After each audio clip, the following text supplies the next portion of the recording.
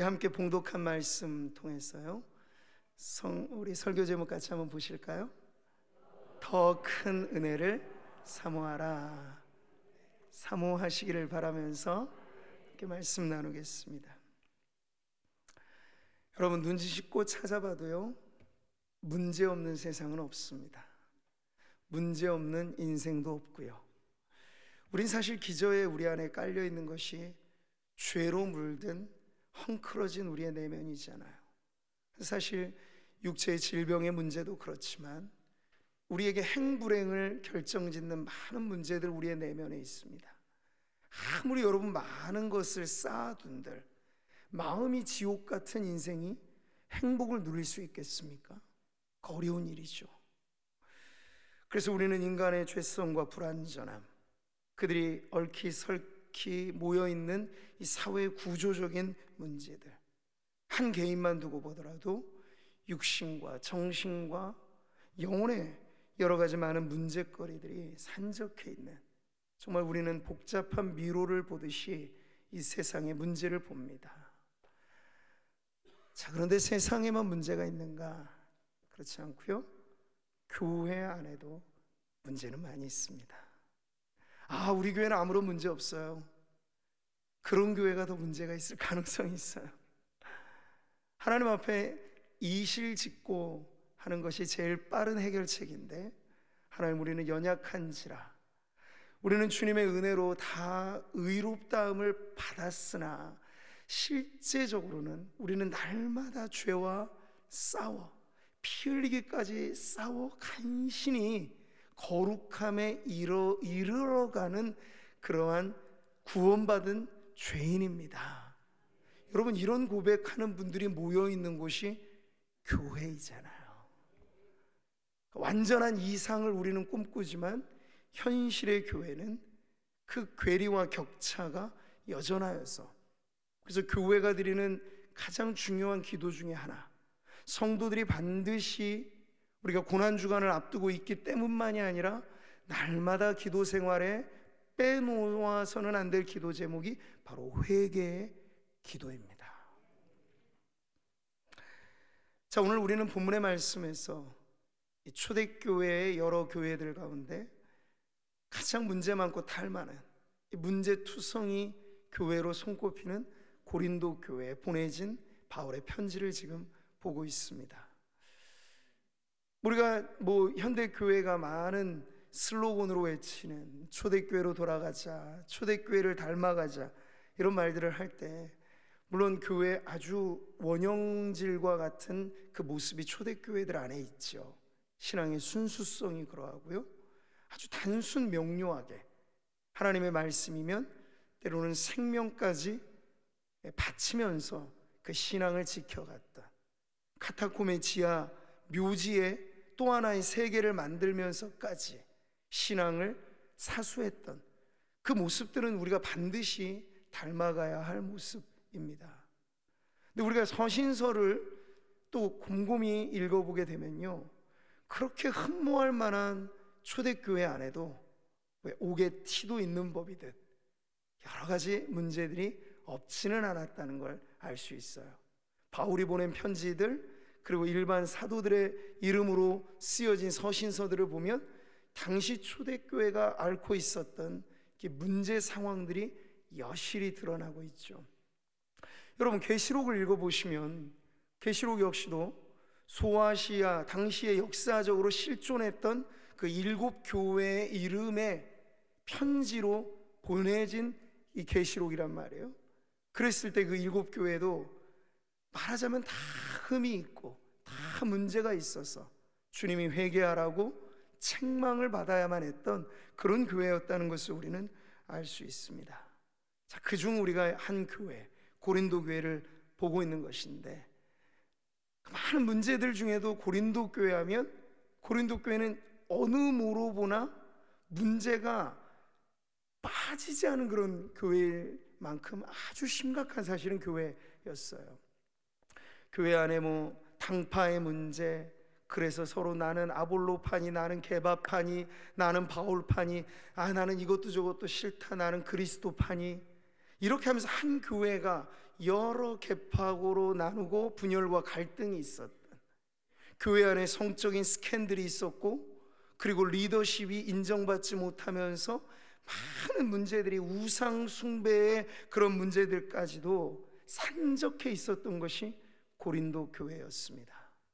자, 근데 이 문제 많고 탈 많은 교회를 세상 사람들은 당연히 손가락질 했겠죠.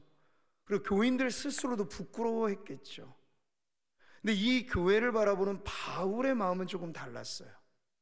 물론 바울도 그 문제를 바라보면서 안타까워하고, 또 그 문제를 아주 정확하게 진단하고 지적하는 것은 피하지 않는 부분이었습니다만, 바울이 고린도 교회를 대하는 마음은 자기 배 아파서 놓은 자식을 바라보는 부모의 마음으로 바울은 고린도 교회를 보았던 거예요. 자, 그러니 여러분, 부모가 자식 문제를 대하는 데 있어서 너는 자식이지만 나는 너의 문제를 아주 객관적으로 볼 거야, 이런 부모는 사실 세상에 없죠. 진짜 부모라면 자식이 세상 모든 사람들한테는 지탄을 받아요. 정말 천인공노할 죄인이라 손가락질 받아요. 부모가 봐도 그 죄는 반드시 해결해야 될 문제예요. 그러나 그 죄를 짓고 있는 아들, 딸, 그 자식이 객관적으로 보이겠느냐고요, 부모가. 그럴 수 없잖아요. 그 자식의 문제가 내 문제이냐, 자식의 죄가 마치 내 죄이냐, 그렇게 끌어안는 것이 부모의 마음인 것처럼, 지금 바울은요, 고린도 교회가 아무리 문제 많기로서니 당신들과 나는 전혀 상관없는 사람인 것처럼, 나는 명명백백하게 당신들의 문제를 이렇게 지적합니다, 그러질 않는 거예요. 그러니까 바울은 가슴 아픈 부모의 마음으로, 왜 이 자녀들이, 내가 영적으로 복음으로 놓아 기른 이 성도들이 왜 이 문제에 빠져 있을까 아파하면서 그들을 위해 기도하면서 쓴 편지가 바로 고린도 전서였고 고린도 후서였단 말이죠. 특별히 고린도 후서에서 바울의 그 심정이 아주 여실히 드러나 있는데요, 같이 한번 읽어보도록 하겠습니다. 시작.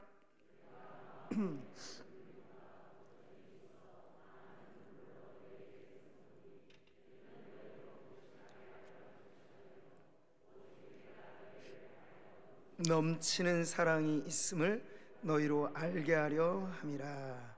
아멘. 여전히 문제 많기로소니 고린도 교회가 바울에게 있어서는 사랑스러운 자녀들과 같은 그런 교회였다고 하는 것을 바울이 고백하고 있는 대목이에요. 자, 그래서 지금 바울이 접근하는 방식을 이제 우리가 잘 보아야 합니다. 그것을 통해서 이제 우리가 교회의 문제를 진단하거나 성도 자신의 문제를 진단할 때 이것을 어떻게 해결해 가는지에 대한 부분을 바울 이 방법을 통해서 우리가 배워야 한다는 것인데, 바울은 지금 영혼의 의사와 같이 지금 이 고린도 교회 문제를 바라보고 있습니다. 의사라면요, 환자가 자신한테 왔을 때 이 환자를 진단하잖아요.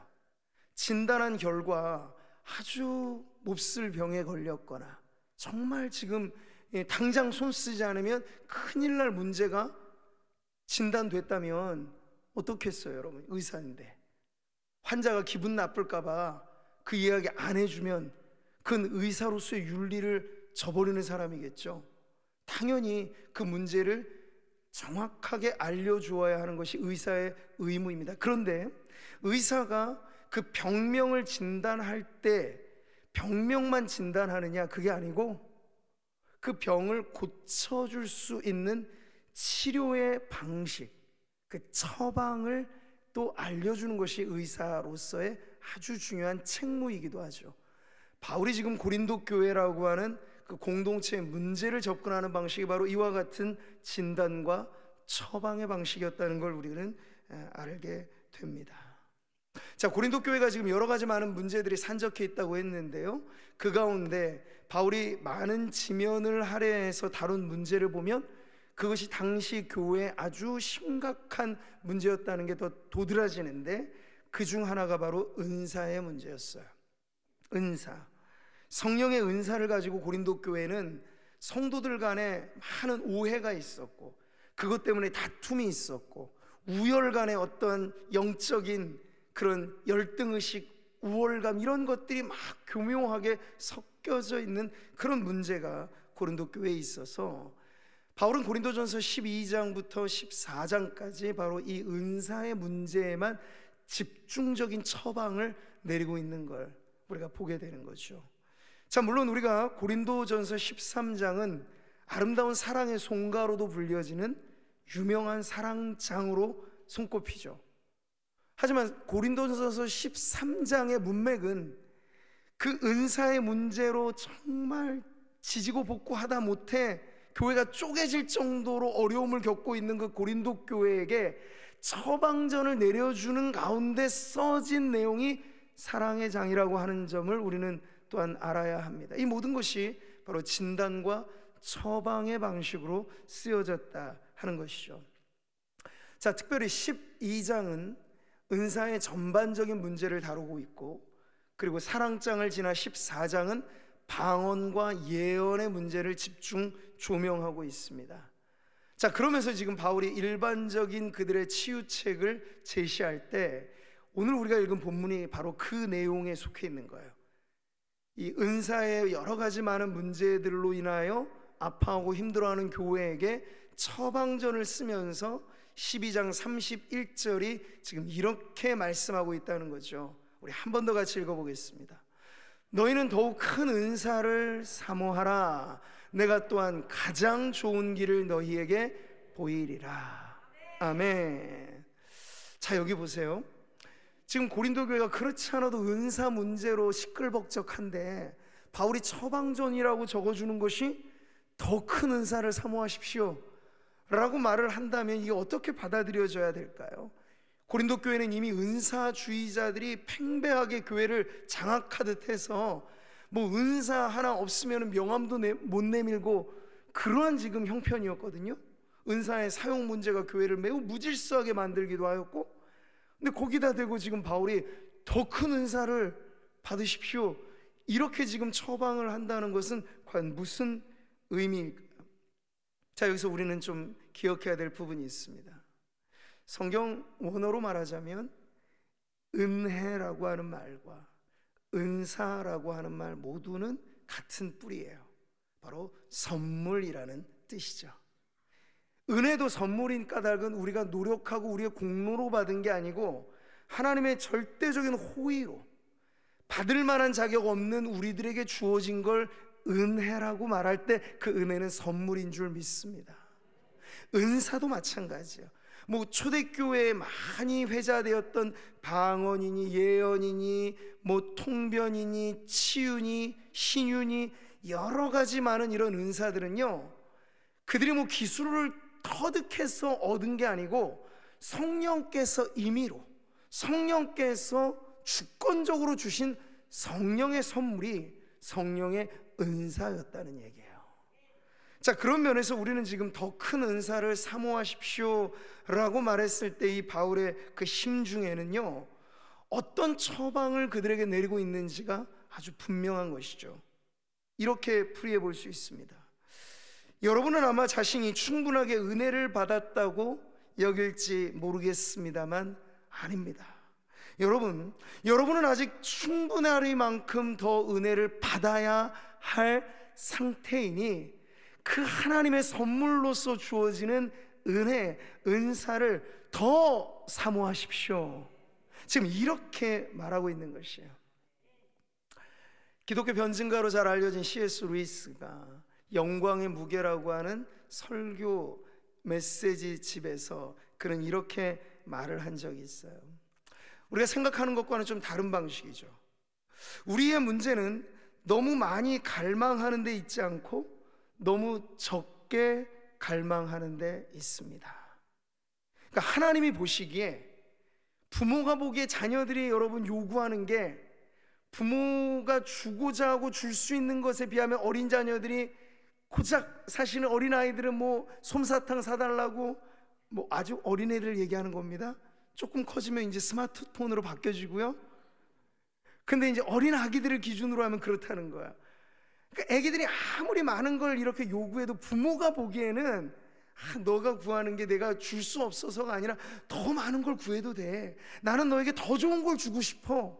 이 부모의 마음에서 보면은 그 자녀들의 갈망이라고 하는 건 부모 성에 찰 만큼은 아니라는 얘기요. 지금 하나님 보시기에도 마찬가지라는 얘기죠. 또 하나, 그래서 우리가 너무나 시시한 것들에 쉽게 만족하는 것이 문제라면 우리의 문제입니다 라고 이야기를 해준 거예요.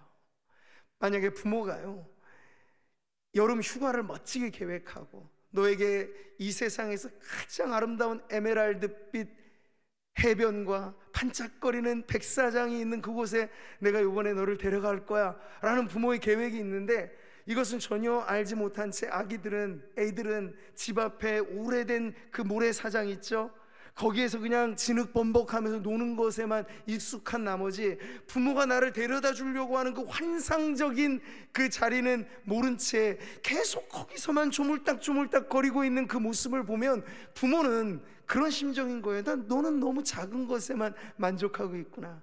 나는 너에게 더 큰 선물을 주고자 하는데. 바로 하나님 아버지께서 이 땅의 자녀들인 우리들을 바라보실 때 마음이 이와 같으실 수 있다는 거예요. 자, 여러분, 왜 고린도 교회 안에 은사뿐만 아니라 여러 가지 문제가 빈번했을까요?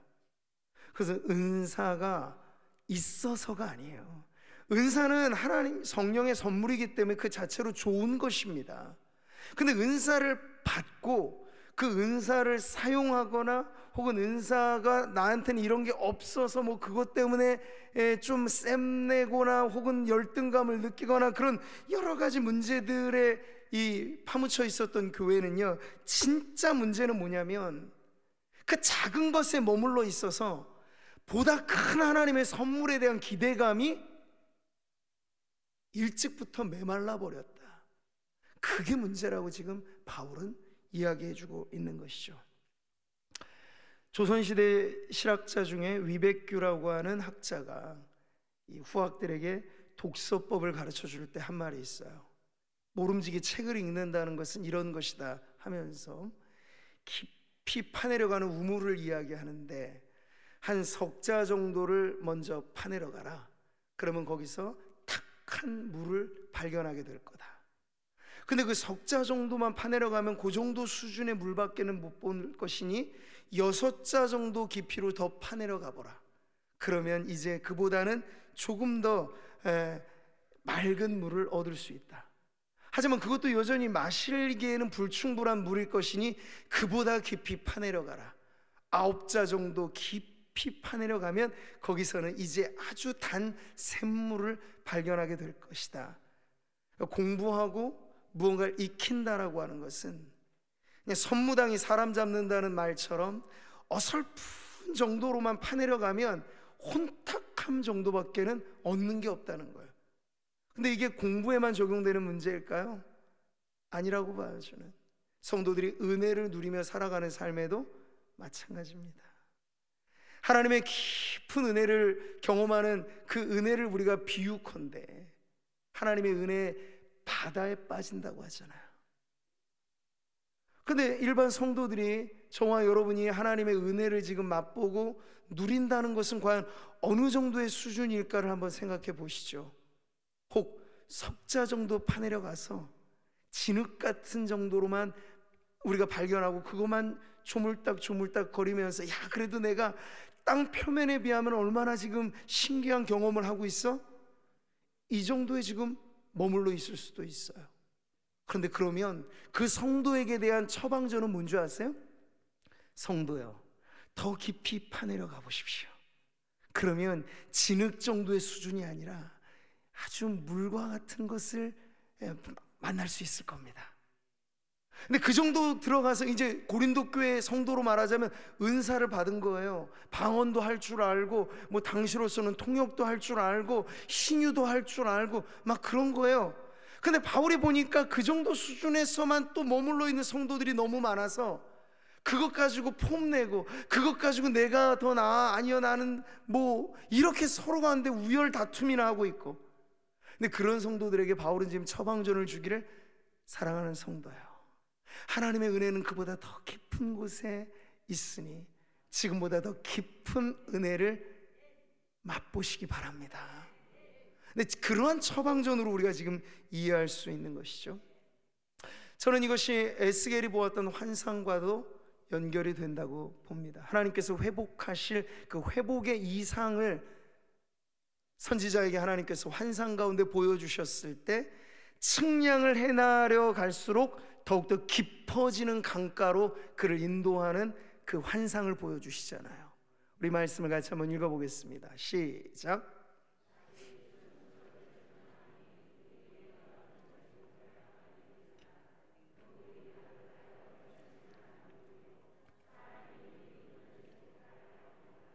아멘. 자, 천척이라고 하는 청량을 더해 갈수록 처음에서는 어때요? 발목까지 찰랑찰랑한, 그것도 아예 메마른 땅에 비하면은 좋은 것이죠. 그러나 그 좋은 것이 하나님의 최종의 것은 아니라서 더 측량하라는 거야. 더 나아가라는 거야. 주저 말고 더 깊은 바다로 나아가라는 거야. 그러고 보니 무릎까지 차는 그 물을 경험하게 되잖아요. 근데 그것도 끝이 아니라는 거야. 더 나아가라는 거야. 더, 그래서 천사를 통하여 측량을 더해 가니까 어때요? 허리춤까지 오는 물의 세계를 봐요. 그러니까 발목까지 찰랑 가렸던 그 물의 세계와 허리춤까지 오는 물의 세계는 같은 물이라고 해도 상태의 다름은 엄청난 차이가 있는 것이죠. 우리가 지금 성령을 경험하고 은혜를 누린다는 건 여러분, 이와 같은 수준의 차이들이 현격하게 있다는 것을 보여주는 말씀이에요. 근데 최종의 자리는 어디입니까? 허리까지만 와도 우리가 제어할 수 있죠. 그러나 성령의 충만을 받으라. 할렐루야. 이 말씀은요, 우리가 제어하는 수준이 아니고 성령 충만은 우리가 성령님 안에 완전히 빠져들어가는 상태를 가르쳐 주는 거예요. 성령이 우리를 완전히 압도하시는 상태. 그래서 성령이 말하게 하심을 따라 말하고 성령이 행하게 하심을 따라 행하는, 그 전까지는 우리도 사실 구원받은 성도라면 누구나 성령의 내주가 있고 성령의 인도가 우리 안에 있어요. 그런데 대부분 많은 경우에는 그것이 발목까지 차는 물의 지경이라고 할까요? 우리가 제어를 하려고 해요. 우리가 주도권을 가지려고 해요. 그럴 수 있으리라고 감히 믿어요. 그러나 여러분, 그런 성도요, 그런 교회들에게 성경의 처방은 아니요, 더 깊은 곳으로 가십시오.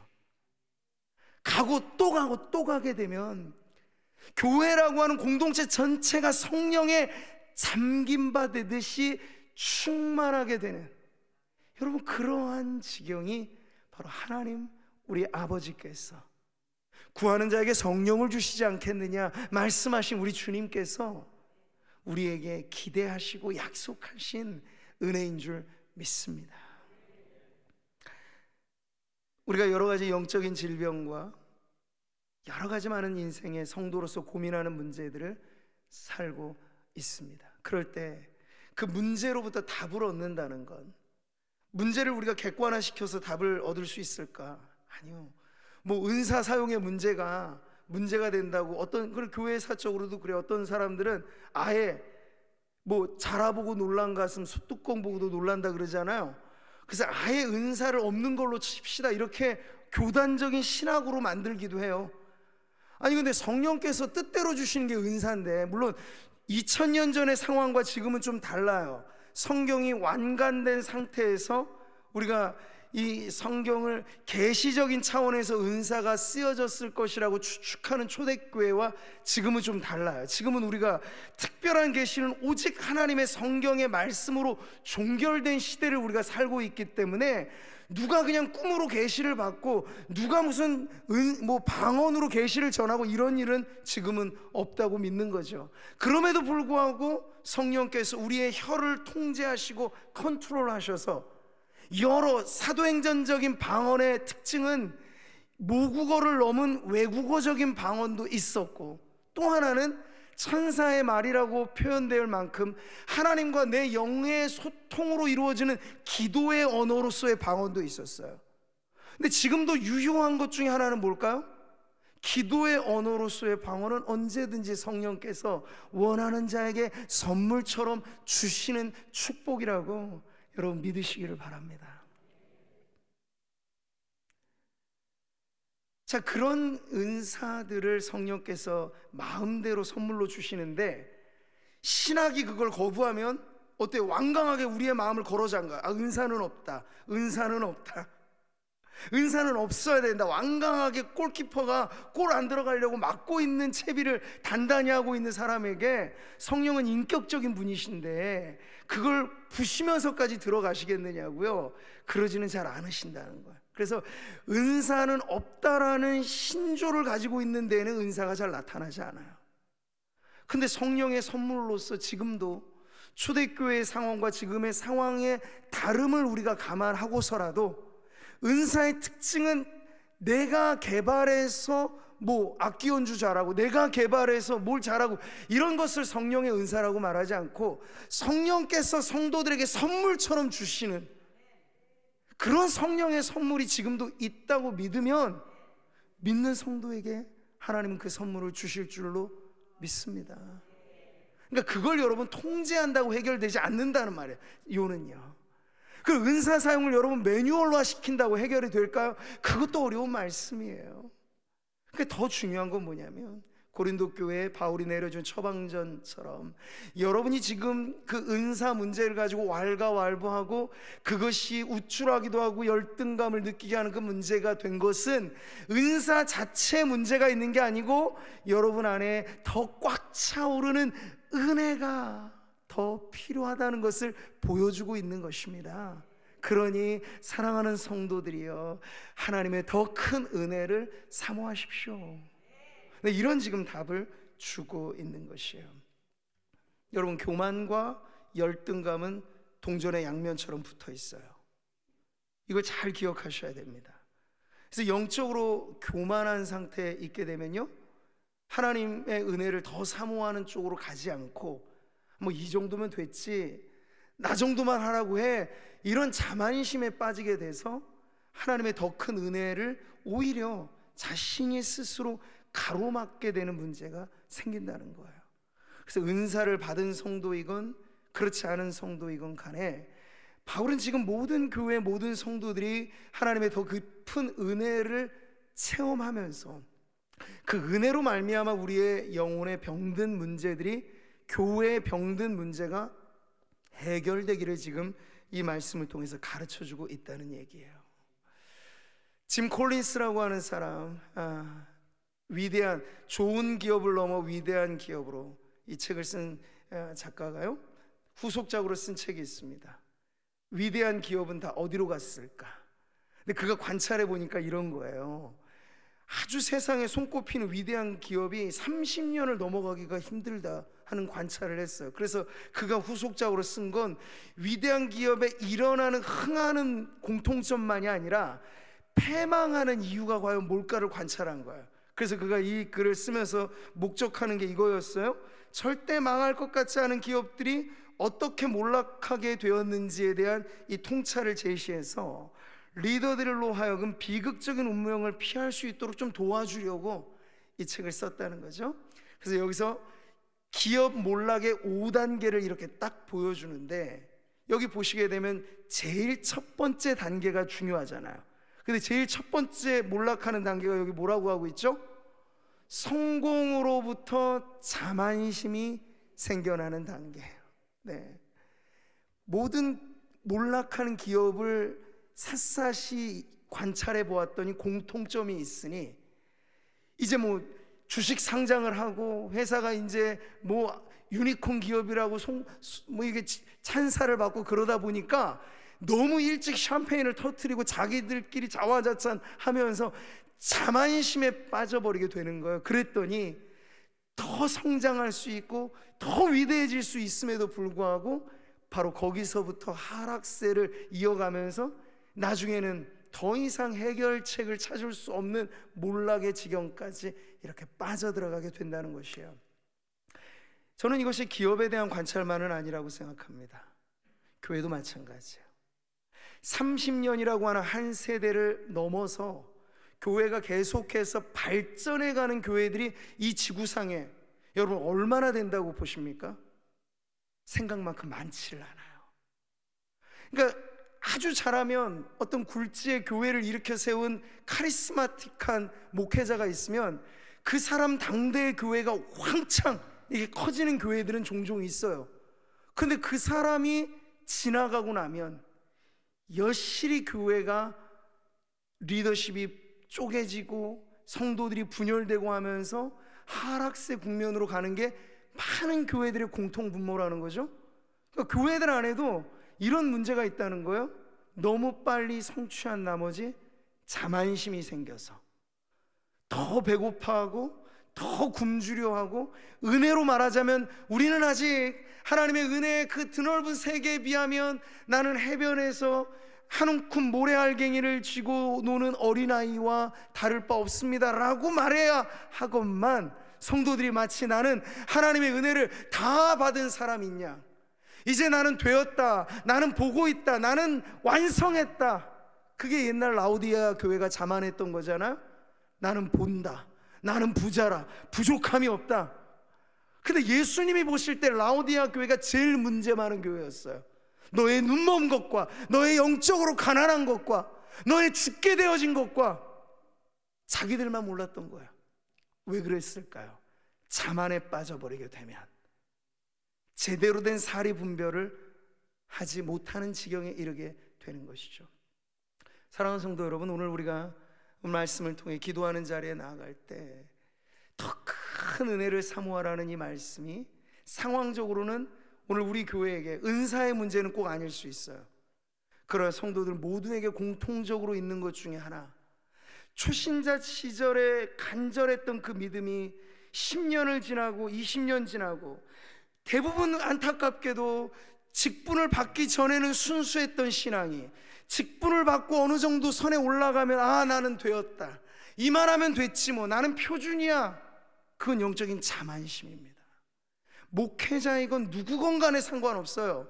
하나님 보실 때 가장 좋은 마음은 언제나 허기진 마음, 하나님의 주시는 은혜에 감사하면서 동시에 배고파할 수 있는 마음, 의에 줄이고 목말라 할 수 있는 그 심령 위에 우리 하나님은 언제나 마르지 않는 샘 같은 은혜를 주시죠. 그러나 나는 되었다, 이만하면 족하다, 스스로 문을 걸어 잠고 있는 성도들에게는 하나님이 주시고 싶어도 못 주시는 거예요. 우리 안에 내가 꽉 가로막혀 있어서 나의 인생의 노하우와 내 신앙의 경력과 이력이 이미 완전한 자랑이 되어버려서 하나님 앞에 나는 더 이상 은혜가 필요 없는 사람인 것처럼, 이게 가장 큰 교만인 줄도 모르고 그렇게 머물러 있기 쉬운 우리들에게 오늘 말씀은 도전합니다. 사랑하는 성도여, 더 큰 은혜를 사모하십시오. 언덕을 넘어서 창파에 배 띄어 내 하나님 은혜의 바다로 마음껏 저어가자.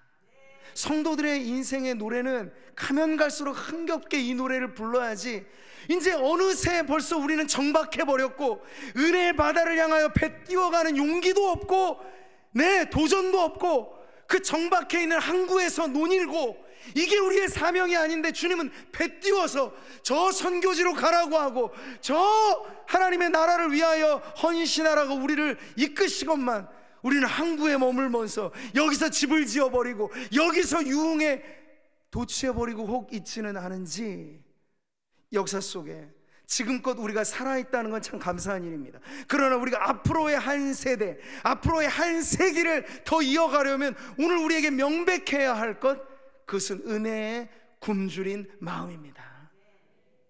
따라해 보시죠. 의에 줄이고 목마른 자 복이 있나니 저희가 배부를 것이며.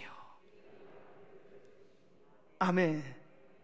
배부름과 영적인 허기감이 계속해서 반복되는, 그게 가장 은혜로운 성도입니다. 석자 정도로 만족하지 마시고 6자 정도로 만족하지 마시고 더 깊이 파내려가면 거기에 맑은 수원지가 기다리고 있다는 것을 믿으시고, 우리의 기도가 어느 정도면 다 찰까요? 다 찰 정도는 아무 때도 없을 겁니다. 그러나 한 가지 우리의 기도가 다다라야 될 목적지는 있어. 우리의 배에서 생수의 강이 흘러넘칠 때까지. 내가 성령을 제어하는 것이 아니라 성령이 나를 압도하시는 그 은혜의 자리까지 오늘 우리도 은혜를 사모하며 나아가시기를 축복합니다. 그러면 여러분, 우리 모두가 겪고 있는 여러 가지 많은 문제의 증상들, 그 하나의 해결책으로 더 큰 은혜를 통하여 우리를 새롭게 하실 하나님의 고치심을 경험하게 될 줄 믿습니다.